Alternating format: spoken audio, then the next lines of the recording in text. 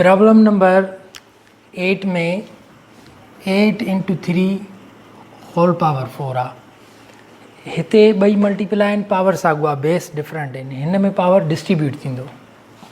ए solution 8 जे बि मथां power अची वेंदो 4, मल्टीप्लाई आहे 3 जे मथां बि पावर 4 अची वेंदो। 8 पावर 4 इंटू 3 पावर 4, आंसर थींदो 8 power 4 into 3 power 4। Problem number 9 में -4 ऐं -5 मल्टीप्लाई आहिनि ऐं पावर होल पावर 3 अथनि। असांखे ख़बर आहे त माइनस इंटू माइनस प्लस थींदी आहे, ठीकु। माइनस इंटू माइनस प्लस थी वई।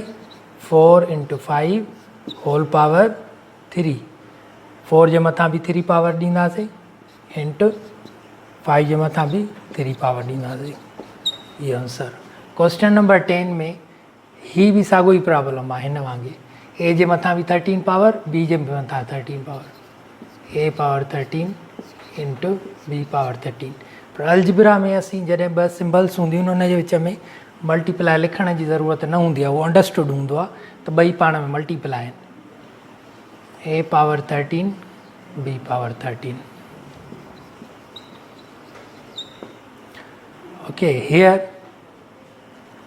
3 मल्टीप्लाई वाई, 3 जे मथां बि 5 पावर ऐं वाई जे मथां बि 5 power. Simple answer. Multiply understood आहे हिन जे विच में।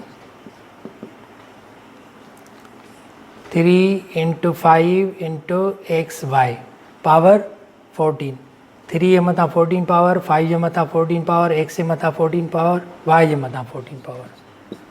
Solution 3 power 14 into 5 power 14 into X power 14 into Y power 14, त हीअ थींदो 3 power 14 into 5 power 14 X power 14